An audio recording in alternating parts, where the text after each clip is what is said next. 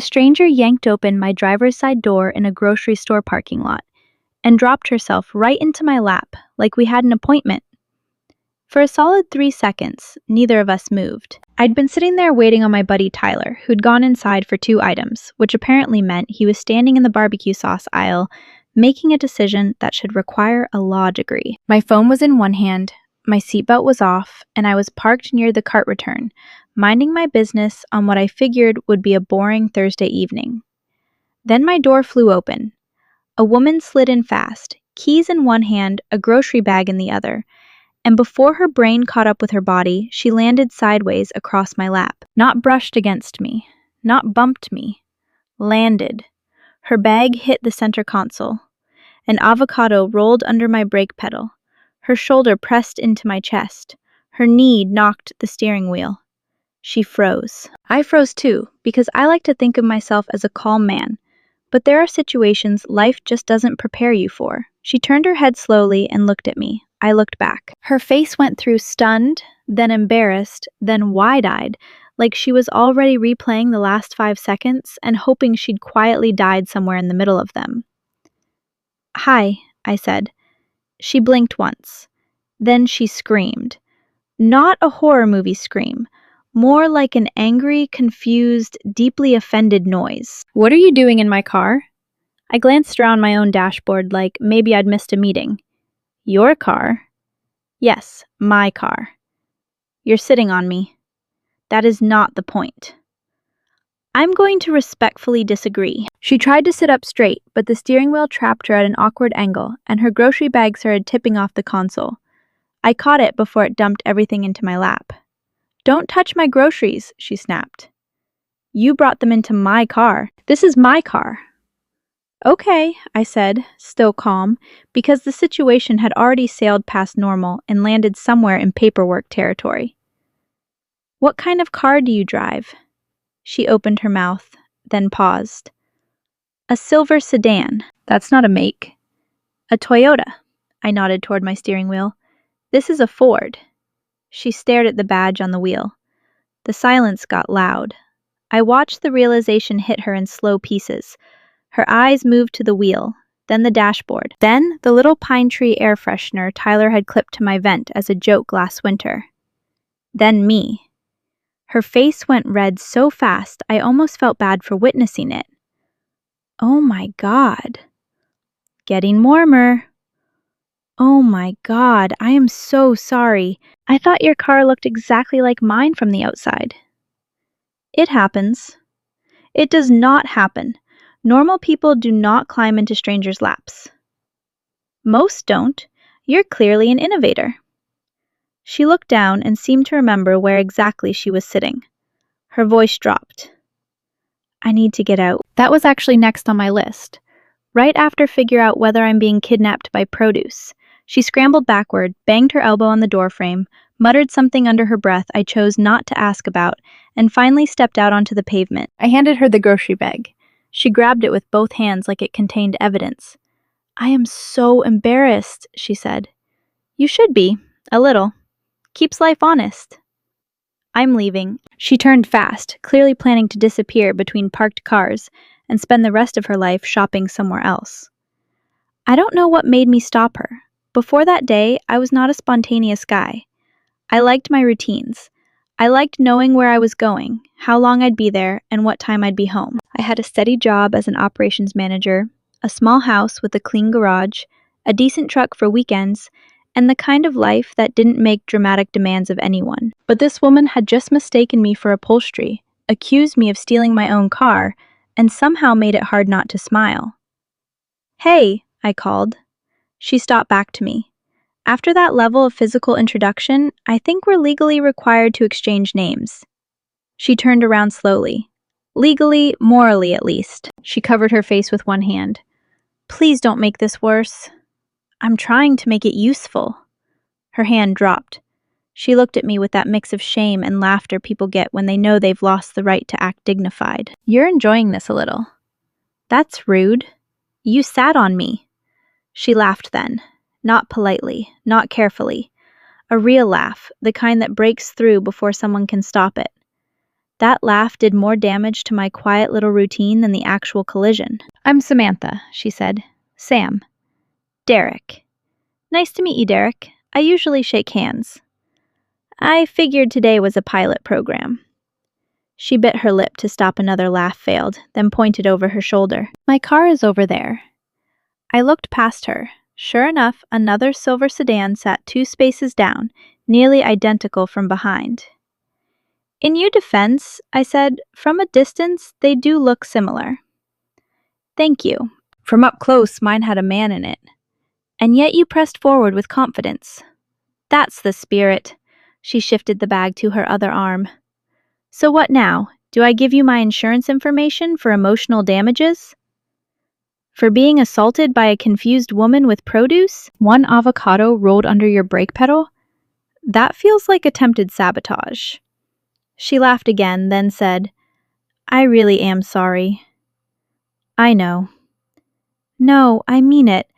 I had a long day. I was on a work call in the store. I walked out thinking about something else, saw the car and just..." She made a helpless gesture. "Got into the wrong life for a second." That phrase stuck with me, the wrong life. Or maybe the right one, just entered badly. I held up my phone. "Number." She raised an eyebrow. "You're serious?" "Completely. You can refuse, but then this just becomes a parking lot incident with no closure. I feel like we can do better." She studied me for a second, maybe checking whether I was weird in a dangerous way, or just weird in a manageable way. "Fine," she said, "but only because you didn't scream back." I like to stay professional during emergencies. She gave me her number. I texted her right there. "Derek, this is the man whose lap you occupied without permission." Her phone buzzed in her hand. She read it and shook her head. "You're not going to let that go, are you?" "Not soon. Goodbye, Sam." "Goodbye, Derek. Try the passenger side next time. In your own car, ideally." She walked away smiling, and I watched just long enough to make sure she actually found the right vehicle. Tyler came out 2 minutes later with 3 bags instead of 2 items, and a suspiciously proud look. "Why is your door open?" he asked. "A woman just sat on me." He stopped beside the car. "I'm sorry, what?" "You heard me." He leaned in, looking around the cabin like she might still be hiding somewhere. "Man, I leave you alone for 12 minutes. "She thought this was her car." Tyler grinned slowly. "Was she cute?" "Not relevant. So yes," I started the engine. "Put your groceries in the back." "Did you get her number?" I didn't answer fast enough. Tyler slapped the roof. "Derek Sullivan, you boring, responsible, tax-paying machine. I'm proud of you." "Don't make it emotional." "It is emotional. My guy got attacked by romance in a parking lot." "That's not what happened." "That is exactly what happened. That night, I stared at Sam's contact longer than a grown man should stare at a contact. I told myself not to call. I told myself normal people waited, texted casually, acted like they had options and schedules and self-respect. Then I remembered she had already sat on me in broad daylight. So I called. She answered on the 3rd ring. "Please tell me you're not filing a report," she said. I considered it, but the officer asked whether I wanted justice or dinner. She laughed softly. "Dinner. Saturday. There's a place downtown that has good food and no parking lot entry exams." "I don't know. Are you sure I can be trusted near vehicles?" "I'll open the passenger door for you myself." "That's thoughtful. I'm known for hospitality." There was a pause, not awkward exactly, more like both of us had reached the edge of the joke and noticed there was something real sitting underneath it.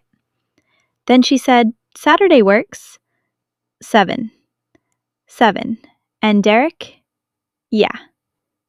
This time, passenger seat. She exhaled a laugh. "Good night, Derek."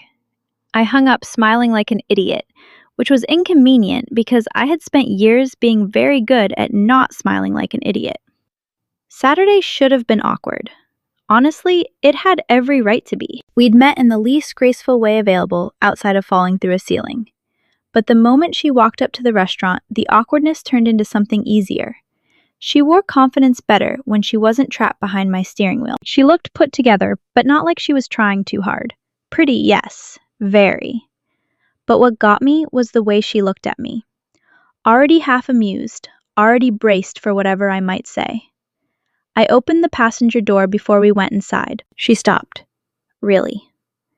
Just establishing the correct seating arrangement. You are unbearable. You came anyway. That's what worries me. Inside, we got a booth near the back. She ordered without making a production out of it. I liked that. I liked people who knew what they wanted without needing to announce it to the whole room. So, she said, taking a sip of water, what do you do when you're not being invaded? Operations for a regional equipment supplier. That sounds responsible.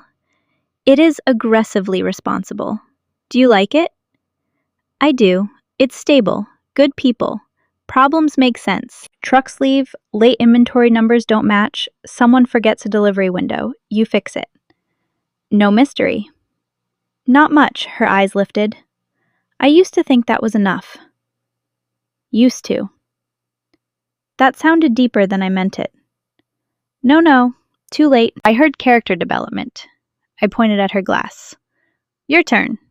What do you do when you're not committing parking lot crimes? Marketing strategy for a healthcare software company. That sounds more impressive than mine. It sounds more impressive than it feels at 11:30 at night when someone wants a revised deck because a vice president had a feeling. Ambitious. She gave a small shrug, but her face changed. The joking loosened for a second. Yeah, I am. Maybe too much sometimes. Too much for who? My sleep, my friends, my refrigerator, the basil plant I killed last month. That poor plant never had a chance. It knew the risks. We laughed, but I noticed how carefully she answered when work came up. Not coldly. Just like there was a part of her life she protected because it mattered too much to joke about for long. Dinner stretched. We talked about the normal things people talk about on first dates, except it didn't feel normal. It felt like we'd skipped the guarded version and gone straight to the part where two adults stopped performing. She told me she'd moved to Charlotte 5 years earlier, with 2 suitcases and an entry-level job. I told her I'd lived there almost my whole life, except for college, and had built a life that made sense, because sense was easier than chaos. Chaos isn't always bad, she said. That sounds like something chaos would say. I'm serious. So am I. Chaos has excellent public relations. She leaned back, smiling. You're calm in a way that's annoying. Thank you, I think. No, I mean, when I got in your car, you could have been awful about it. I thought about charging rent, but you didn't make me feel stupid. You were doing enough of that yourself. She pointed a finger at me. See? Annoying. Accurate. She looked down at the table, then back at me. I liked that. I didn't have a clean answer ready. Something about the way she said it made my usual humor feel a half-second too slow. So I just said, I liked that you laughed at yourself, at the whole thing. Some people would have acted like the universe personally offended them. The universe did offend me. It put 2 identical silver cars next to each other and gave me confidence. That's a dangerous combination. After dinner, neither of us wanted to leave. We stood on the sidewalk outside the restaurant. The check paid the night technically over, both of us pretending not to know what came next. My car is this way, she said, pointing. Are you sure? She looked at me. I walked into that. You really did. I can identify my car now. Growth. She smiled, but she didn't move. I didn't either. Finally, she said, I had a good time. Me too, even without the felony portion. Honestly, that was a strong opener, hard to beat. She stepped closer, then stopped herself. I saw it. The small internal break, the adult part of her saying, don't rush, don't make this messy, don't turn a strange good night into a bad morning. I respected it because I felt the same thing. So I didn't kiss her. I wanted to. That wasn't the issue. Instead I said, I'm going to call you tomorrow. She seemed relieved and disappointed at the same time. Confident. No. Interested. That's different. Very. She nodded slowly. Okay, Derek. Call me tomorrow. I did. 3 days later, we had coffee. 2 days after that, she came with me to a small outdoor farmer's market because she said she needed proof I had friends and didn't just sit in parking lots waiting for women to enter. Tyler was there, unfortunately, and behaved exactly as badly as expected. So you're Sam, he said, shaking her hand. And you're the friend who abandoned him during the incident. I didn't abandon him. I created opportunity. Sam looked at me. Does he always take credit for accidents? Yes, Tyler nodded. Leadership. She fit in too easily. That scared me more than if she hadn't. She teased Tyler right back, asked my coworker Marcus about his truck restoration project, and remembered the name of my neighbor's dog from a story I told her once in passing, without repeating it. On the drive home, she looked out the passenger window and said, Your friends are nice. They're a liability, but yes, they like you. They're required to. I've moved furniture for all of them. No, they respect you. That's better than liking. You think so? Liking can disappear over a bad weekend. Respect takes longer to build. She was quiet for a moment. That makes sense. What? Nothing. Just, it makes sense that you'd think that way. I glanced over. That sounded like a compliment wearing a jacket. It was. By the second week, the idea of not seeing her felt strange. By the third, we stopped pretending we were taking it slow. We didn't make some dramatic speech about becoming a couple. It happened in my kitchen over takeout, while she was stealing fries off my plate. You ordered your own, I told her. Yours are better. They came from the same bag. Not emotionally. That's ridiculous. She took another fry. Are you going to stop me? I'm deciding what kind of man I want to be. She smiled at me across the counter. And apparently, I'm a man with fewer fries, she laughed. Then her phone buzzed. She checked it, frowned, and flipped it face down. Work, I asked. Always. You need to answer. No. She looked at the phone again, then at me. Actually, I need to say something before I overthink it. That sounds organized and terrifying. I don't want to date other people, she rushed on. Not because I think we need to label everything and start picking curtains. I just don't. And I don't want to pretend I'm casual when I'm not. I looked at her for a second, letting the words land. Then I said, Good. Good. I don't want to date other people either. Her shoulders lowered and the relief on her face hit me harder than I expected. That easy? She asked. That easy. She watched me carefully. You sure, Derek, you entered my life by sitting on me and then accusing me of Grand Theft Auto? If I wanted easy, I would have blocked your number. She laughed softer this time. Then she crossed the kitchen, stood in front of me, and kissed me. It wasn't rushed. It wasn't a scene from a movie. It was just her hand on my shoulder, my hand at her waist, and both of us finally admitting the room had changed. After that, our lives started overlapping in ways I didn't notice until they'd already happened. Her favorite coffee ended up in my pantry. My spare hoodie ended up in her apartment. She learned that I liked quiet Sunday mornings. I learned that she paced when she was thinking through a work problem. She sent me voice notes from her car. I fixed a loose shelf in her laundry closet. She reorganized my spice drawer and denied doing it, even though no single man alphabetizes paprika by accident. 2 months passed like that. I don't mean perfect in the fake way. We argued once because I was too practical when she needed sympathy after a bad meeting. She said, I'm not asking you to solve it. I said, you described a problem. I'm describing a feeling. That's an inefficient system, Derek. I stopped, heard myself, and nodded. Okay, start again. I'll shut up. She looked surprised. Just like that? Just like that. Are you always this reasonable? No, sometimes I'm hungry. She had her flaws too. When work pressured her, she disappeared into her head. She answered texts with one word. She said, "I'm fine," in a tone that made fine sound like a locked door. But she always came back. She always explained eventually. Until she didn't. It started small. A missed dinner. "Can we move tonight?" she asked over the phone. "I'm buried." "Sure, tomorrow." "Maybe. I'll tell you." Maybe was not like her. The next day she came over anyway, but she sat at my kitchen counter with her laptop open and stared at the screen like it had accused her of something. "You want coffee?" I asked. "No, thank you." "You eat?" "Yes." I opened the fridge, saw the untouched salad container she'd brought with her, and closed it. Interesting definition. She looked up. "What?" "Nothing." Her smile appeared a second too late. "Sorry, I'm just tired." I didn't push that night.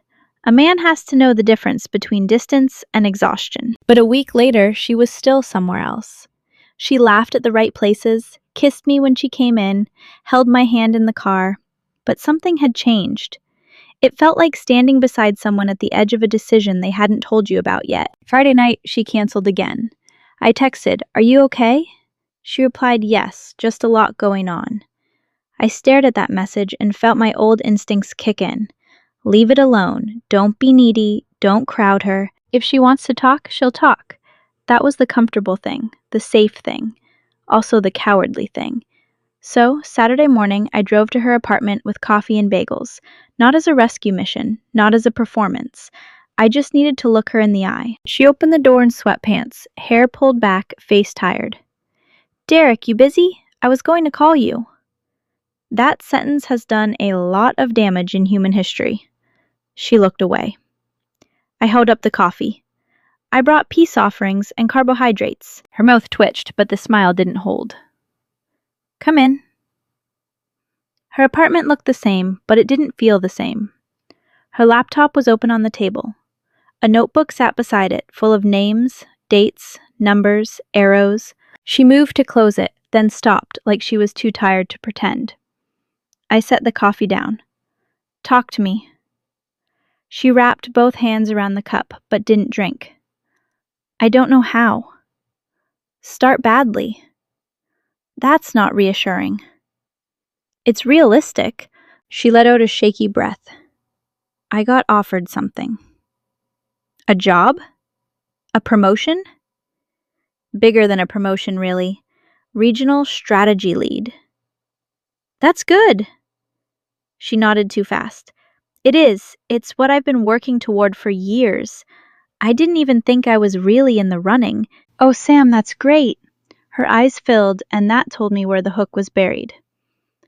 "It's in Portland," she said. "Oregon." I didn't answer right away. She swallowed. "They want me there in 3 weeks." 3 weeks. A practical part of my brain started doing calculations before my heart got a vote. Flights, schedules, rent, my job, weekends, time zones. The kind of math nobody wants to do while holding coffee in a woman's apartment and realizing the best thing that happened to her might be the worst thing for you. She kept talking because silence scared her. "It's a 3-year track. More money, a lot more. I mean, stupid more. Not forever if I don't want it to be, but at least the first year has to be in office." They were clear. They need me embedded with the team. "How much more?" She gave a humorless little laugh. "Almost triple." I leaned back against the counter. "Okay. That's all. What do you want me to say?" "I don't know. That it's terrible? That it's amazing? That you hate me? That you understand? I don't know." "I don't hate you." "I know. And it is amazing. I know that too. But you're panicking." She looked at me then, and the whole fake smile dropped. "I finally have something real with someone," she said. "Do you know how annoying that is?" Despite everything, I almost smiled. Very inconsiderate timing. "I'm serious." "So am I." She wiped under one eye, frustrated with herself. "Before you, it was easy. Work came first, always. I didn't have to check with anyone. I didn't have to miss anyone. I didn't have to think about whether a promotion could hurt a person sitting in my kitchen. Technically, this is your kitchen. Sorry. She stared at the cup. I don't know what to do. There it was. The sentence that asked me to be careful. I could have said stay. I wanted to. I wanted to say it plainly selfishly, like a man fighting for what he wanted. I wanted to remind her what we had, how rare it felt, how ridiculous it was that the first woman who made my steady life feel alive had to be handed an exit ramp after 8 weeks. But I could also see the years behind her eyes, the late nights, the pressure, the ambition she tried to joke about but never treated like a hobby. This wasn't some random offer. This was the thing she'd been building before she ever opened my car door. And I knew my own weak spot. I was afraid of becoming the reason someone stayed small. I'd seen that happen in my own family. Quiet resentment dressed up as sacrifice. My father had turned down a job transfer for my mother once, and then mentioned it every Thanksgiving for 15 years. Love that keeps score becomes a bill nobody can pay. I would not do that to Sam, so I put the coffee down and said the hardest, honest thing I could manage. You should take it. Her face changed like I had stepped back from her. Don't say that just to be noble. I'm not noble. I'm barely generous with fries. Derek, I mean it. You worked for this. You told me that before you knew whether I mattered, so I know it's real. You matter, I know that. No, I don't think you do. She stood up. You matter more than I expected. That's the problem. I wanted to touch her, but I didn't. Not yet. I'm not going to become the weight you drag behind you, I said. That is not what you are. But I could be if I asked you to stay. You didn't ask, because I'm not going to. Her eyes filled again. You're making this worse by being decent. I've been accused of worse. Can you stop joking for 1 second? I nodded. Yes. The room got very still. Do you want me to go? She whispered. No. That was the first word that cost me something. No. I don't want you to go. I want you here. I want Sunday mornings, and your illegal spice organization, and your texts about terrible meetings. I want all of it. She covered her mouth. But I want you to choose with a clear head, I continued. Not because I'm standing here looking wounded, not because you feel guilty, not because we had 2 great months and now you think leaving makes you the bad guy. I feel like the bad guy. You're not. You say that now. I'll say it later, too. How do you know? Because I respect you. She looked down, crying, quietly, now angry about it. Sam hated losing control. I'd learned that much. I stepped closer and touched her arm. Take the job. She shook her head. If I go, we might not survive it. I know. Then how can you say that? Because if you stay and always wonder who you would have become, we might not survive that either. She leaned into me then, not dramatically, just tired. I held her and said nothing else, because I'd already done enough damage for one morning. 2 days later, she accepted. She told me over dinner at my place, sitting in the same spot where she'd asked if we were exclusive. I said yes, she said. I nodded. I almost didn't. I know. I kept hearing your voice. Well, that sounds unfortunate. She smiled sadly. It was. You were very calm and reasonable. I hated it. I can try being immature next time. I might like that. Then the smile faded. 3 weeks became 2. They want me out there for onboarding sooner. Okay. Please don't say okay like you're receiving a shipping update. What do you want me to say? I don't know. That became the theme of those last days. Neither of us knew what to say, so we filled the time with doing. I helped her sort what would ship and what would stay. She labeled boxes badly, so I fixed them. She accused me of being controlling with tape. I told her tape deserved respect. She cooked dinner at my house twice and burned 1 pan because she got distracted reading relocation documents. I said nothing about the pan. She said, I know you saw it. I said, I saw a pan that made choices. We spent every night together that last week. Not in some perfect romantic montage. We were tired. We were tender.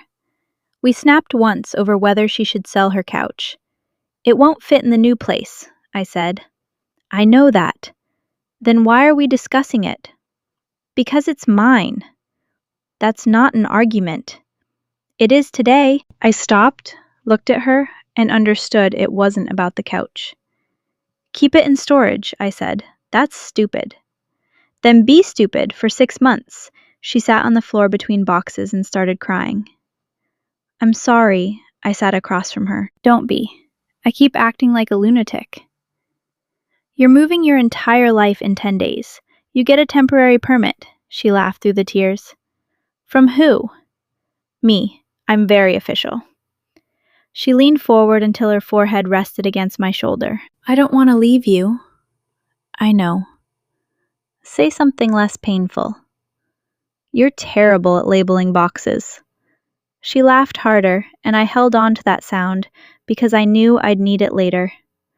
We made promises because people make promises when distance is coming. Daily calls, good morning texts, weekend visits when we could manage it.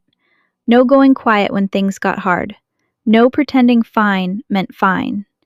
At the airport, all those promises felt small. I drove her there before sunrise. Her suitcase sat in the trunk.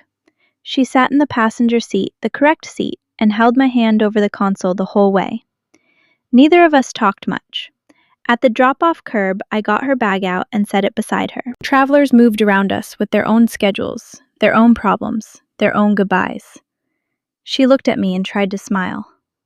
Well, at least I didn't get into the wrong car today. Low bar, but I'm proud. She laughed once, then it broke.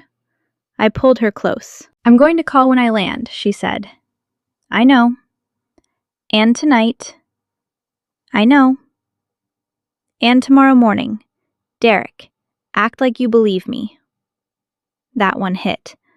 I looked at her properly then. I believe you. She searched my face. Do you? Yes. I just don't believe distance. She nodded slowly. I hate this, she whispered. Me too. She kissed me there, at the curb, with cars waiting and some guy behind us clearing his throat like his impatience was somehow important. I ignored him. For once in my very scheduled life, I let the world wait. When she stepped back, she wiped her face, grabbed the suitcase handle, and forced herself to move. She turned once at the sliding doors. I lifted a hand. Then she was gone. Driving home felt wrong. My house looked the same when I walked in, which almost annoyed me. Her coffee was still in my pantry, her hoodie was still on the chair, a half-used roll of packing tape sat on my kitchen counter like evidence. I stood there for a minute, then picked up the tape and threw it in a drawer. Very mature, highly impressive. The first week apart we did well because we were both trying hard. Too hard, probably. We sent pictures of coffee cups, desks, bad lunches, moving boxes, sunsets from office windows. She called me from her temporary apartment, walking around with the phone while she unpacked. Look, she said, turning the camera, a tragic kitchen.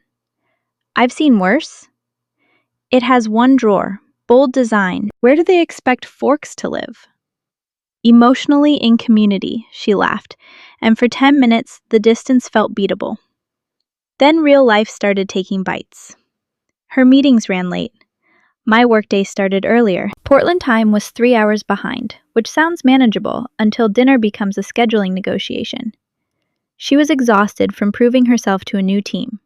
I was back home trying to act normal while my house had a Sam-shaped absence in every room. One night I called at our usual time. No answer. She texted 20 minutes later. I am so sorry. Still in a strategy review. Call later. I replied, of course. Later became midnight my time. I was already in bed when she called. Face tired, voice low. Hey, she said. Hey, you look half dead. Romantic. I'm sorry. Don't be. I hate this. You've mentioned. No, I mean it. I hate that I'm calling you when you're exhausted. I hate that I'm too tired to be interesting. I hate that your day is over and mine still feels like it's chasing me. You don't have to be interesting. That's a dangerous thing to tell a woman. You're allowed to be tired with me. She closed her eyes for a second. I miss your kitchen. My kitchen misses your aggressive spice policies. I miss you more. I didn't make a joke. I miss you too. We stayed on the call another 20 minutes, mostly quiet, because hanging up felt worse than being tired. By the fourth week, quiet stopped being comforting. It became proof of what we didn't have. I started making mistakes at work, small ones, but not like me. I approved a delivery schedule without catching a conflict. I snapped at a vendor who didn't deserve it. Marcus pulled me aside after a morning meeting. You good? Fine. He stared at me. Try again. I'm managing. That's the word people use when they're not good. I rubbed my face. I don't know what to do with this. With Portland, with missing someone and not being able to fix it.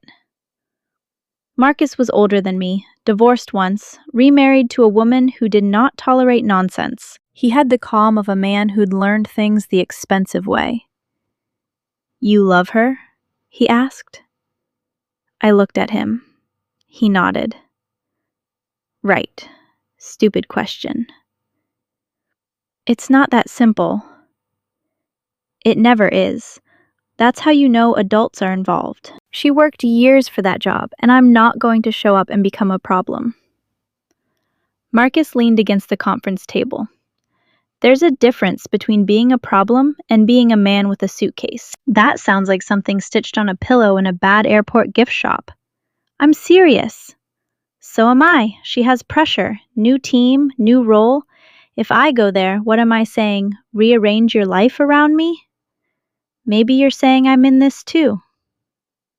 That stayed with me. That night, Sam and I argued for the first time since she left. Not a loud argument. Worse, a tired one. She had canceled a planned weekend visit because her team scheduled a Monday presentation, and she needed Sunday to prepare. I get it, I said. You don't sound like you get it. I said I do. You sound like you're taking attendance. I sat at my kitchen counter, phone propped against a mug. I don't know what you want from me. I want you to be honest. Fine. I'm disappointed. Her face tightened.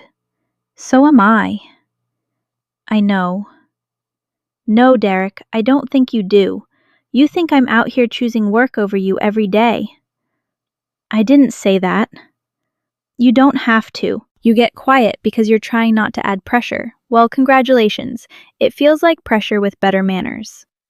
That shut me up. She looked away from the camera. I'm not trying to punish you. I know. I'm trying to not be selfish, and I'm trying to not fall apart in a city where I know nobody, while the man I love acts like asking for anything might ruin my career.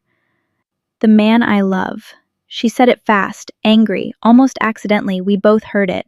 Her eyes widened a little. I stopped breathing for half a second, then decided not to make it dramatic. You love me? I asked. She gave a small, helpless laugh. That's what you took from that? It was the strongest bullet point. Yes, Derek, I love you. Terrible timing, very inconvenient. I'm filing a complaint. I smiled despite the ache. I love you too. Her face changed, softened. Then the distance came back into focus and made the moment hurt. I don't know how to do this, she admitted. Neither do I. What if we're bad at it? Then we learn. What if learning isn't enough? I didn't answer because that was the question. After we hung up, I stayed at the counter for a long time. My house was quiet in a way it hadn't been before her. I had built my life to be steady, predictable, safe, and for years that had felt like maturity. Now it felt like a well-kept room with nobody in it. The next morning, I went through my routine. Coffee, work shirt, keys, garage door. But everything in me was moving toward one thought. Go. By lunch, I'd checked flights. By 3, I looked at hotels near her apartment. By 5, I'd told my assistant manager I might need a few days off soon. Everything okay? She asked. I don't know yet. At home, I pulled a duffel bag from the closet and set it on the bed. I packed badly. 3 shirts, socks, charger. Then I unpacked 2 shirts, because suddenly I was standing there like a man preparing to invade someone's carefully balanced life. I sat on the edge of the bed and called Tyler. He answered with, "Please tell me you're finally doing something dumb." That depends on your definition. My definition is flexible. I'm thinking about flying to Portland. There was a pause. Then he said, "Good. That's it? What do you want a committee?" I might be making this about me. You might be, or you might be showing up for the woman who keeps calling you, looking like she's trying not to cry under office lighting. I leaned forward, elbows on my knees. What if I make it harder? Derek, buddy, you already made it hard. You both did. That's what happens when people fall in love and then try to manage it like a shared calendar. I told her to take the job, and you were right. I can't be the reason she regrets it. You're obsessed with not being a burden. I'm trying to be fair. No, Tyler said, suddenly less joking. You're trying to be so fair that nobody can accuse you of wanting anything. That landed worse because it was true. I had built a life around not needing too much, not asking too much, not making myself a problem. It had made me reliable. It had also made me careful to the point of hiding. Sam hadn't come into my life carefully. She'd opened the wrong door and forced the issue. Maybe I needed to open one myself. I ended the call and went back to the duffel. Then someone knocked on my front door. Not the doorbell. A knock. Firm. Familiar somehow, even before I knew why. I looked at the half-packed bag, then walked down the hall. When I opened the door, Sam was standing on my porch with a carry-on beside her and exhaustion all over her face. For a second, I genuinely thought my brain had given up and started making things easier without permission. She looked at the duffel bag visible behind me in the hall. Were you going somewhere? I stared at her. Portland. Her mouth opened slightly. You? I asked. Here. We stood there like 2 idiots who had run toward each other and almost collided in the middle. Then she laughed once, but it came out shaky. Can I come in? She asked. I stepped back. If you promise you've got the right house this time. She walked in and dropped the handle of her carry-on. I closed the door. Neither of us moved for a second. Then she crossed the space between us and put her arms around me. I held her so tight I probably should have apologized, but she held on just as hard. You're here, I said against her hair. I'm here. For how long? She pulled back enough to look at me. Her eyes were tired, but there was something solid underneath. That depends on whether you're about to be mad at me. I'll try to survive. I didn't quit. Okay. I didn't give up the promotion. Okay. I fought them. That made me focus. She wiped at her face with the heel of her hand, annoyed with the tears before they even fully arrived. I told my boss the role was built around outcomes, not a chair in Portland. I showed them the first month results, the client feedback, the team metrics. I said if they wanted me, really me, and not just a person in an office, then they had to let me lead from here. I stared at her. They said no at first, she continued. Then they said maybe after 6 months. Then I said I wasn't asking for permission to have a life someday. I was asking now. That sounds like you. I was terrified. That also sounds like you, but you hide it better. She laughed, then breathed out. They gave me a hybrid arrangement, mostly remote from Charlotte. 1 week a month in Portland for the first year. Some travel when needed. Same title, same pay. I couldn't speak right away. She stepped closer. Say something. I'm trying to pick something normal. Don't. You came back. Yes, you fought your bosses. Yes, for us. Her face softened. For me too. That's what I finally figured out. I kept acting like success and love were standing on opposite sides of a room waiting for me to choose. Maybe they are sometimes. But this time, I hadn't even pushed back. I just accepted the rule because it sounded official. I nodded slowly. I didn't want you to lose yourself for me, I said. I know. That's why you told me to go. I hated it. I know that too. She looked toward the hallway again. Were you really packing? I had 3 shirts and no plan. That's unlike you. It was alarming. She smiled. You were coming to me. I was trying to decide whether showing up was brave or selfish. What did you decide? I didn't. You interrupted my crisis. Sorry, I had one of my own. We both laughed, and something in the room loosened for the first time in weeks. Then her expression changed. I need to be clear, she said. I can't promise it'll be easy. I'll travel. I'll work too late sometimes. I'll get intense. You'll probably have to tell me to eat like I'm a poorly supervised houseplant. You are bad with plants. I know. And food. I know. And labeling boxes. Derek, I'm listening. She took my hand. I don't want to come back and pretend nothing changed. Something did. Distance showed me that I can chase a career until I win and still come home to an apartment that feels like a waiting room. I don't want that version of success. I looked at our hands. Then I said, move in with me. She went still. I heard myself and almost laughed. There was the old Derek somewhere in the back of my head, dropping a clipboard and panicking about timelines, but I didn't take it back. I'm not saying it because you're standing here with a suitcase and I'm emotional, I said.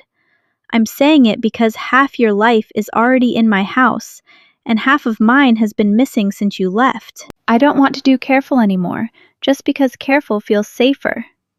She blinked fast. You're serious? Yes.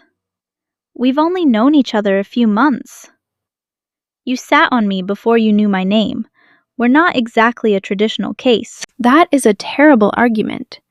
It's our argument. She looked down, laughing through tears. I was going to ask if I could stay here for a few days. You can, and I jumped to living together. I'm growing as a person. You're insane. Possibly, but I have cabinet space. She looked around my living room like she was seeing the next version of her life, trying to assemble itself in real time. What about your quiet Sunday mornings? She asked. They were overrated. No, they weren't. Fine, they were good. But they're better with you stealing coffee and moving my spices into a system nobody asked for. I improved your life. You did. The humor faded. I stepped closer. I'm not asking you to shrink your career. I'm not asking you to be less ambitious. I'm not asking you to become easier. I'm asking you to come home here with me and let the rest be something we handle like adults. She pressed her lips together, holding back whatever was rising in her. Then she said, I want that. Yeah. Yes, Derek, I want that. I kissed her then. Not like the airport. Not like a goodbye. This was different. This was 2 people who had both reached the edge of losing something and decided not to act noble from separate states. Her suitcase stayed by the door that night. The next morning, she stood in my kitchen, wearing one of my shirts, looking at the pantry with professional concern. You live like a man who owns salt and believes that's enough. I have pepper. Barely. You moved in 12 hours ago and you're already auditing me. I said yes to a life together, not culinary neglect. I leaned against the counter, coffee in hand, and watched her make a list. You know, I said, most people start with where to put the furniture. Most people didn't meet during a vehicle-based lap incident. Fair. She glanced at me. Are you scared? Yes. Me too. That was one thing I loved about Sam. She could joke deflect, push hustle, and argue with executives. But when something mattered enough, she'd tell the truth, even if her voice shook a little. I set my coffee down. We'll go slow where we need to, fast where it makes sense. That is such an operations manager answer. It's who you chose. I climbed into the wrong car and stayed in the right one. She smiled at that, not because it was smooth. It wasn't. It was almost embarrassing. But it was ours. Over the next few weeks, we learned the unromantic parts of building a life. Her couch did not fit. and she pretended not to care for exactly 9 minutes. I learned that she needs background noise when she works from home. She learned that I cannot think if every light in the house is on. We disagreed about thermostat settings, laundry timing, and whether I'll do it later meant later today or in another tax year. She flew to Portland the third week for 3 days, and I hated dropping her at the airport a little less that time because she had a return ticket and her key was already on my key ring. At the curb, she squeezed my hand. Passenger seat when I get back. Always. No random woman in my place. I'll post a sign. Good. She kissed me quickly, then pointed at me. And don't reorganize the spices back. I wouldn't dare. You would absolutely dare. I might alphabetize them correctly. She laughed and walked inside. When I drove home, the house didn't feel empty. It felt temporarily quiet. That was new. A year later, I still think about that parking lot more than I probably should.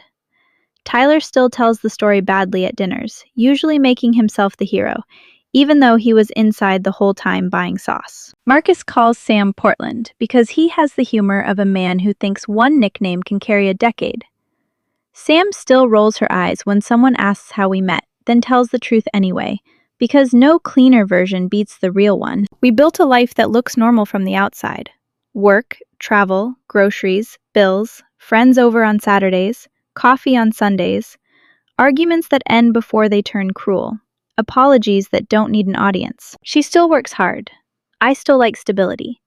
But now, stability doesn't mean keeping every risk outside the door. Sometimes, the right person doesn't arrive politely. Sometimes she opens the wrong car, accuses you of stealing it, and changes your whole life before you can even put the vehicle in reverse. And sometimes, if you're smart, you don't let her run away from the embarrassment. You ask for her number instead.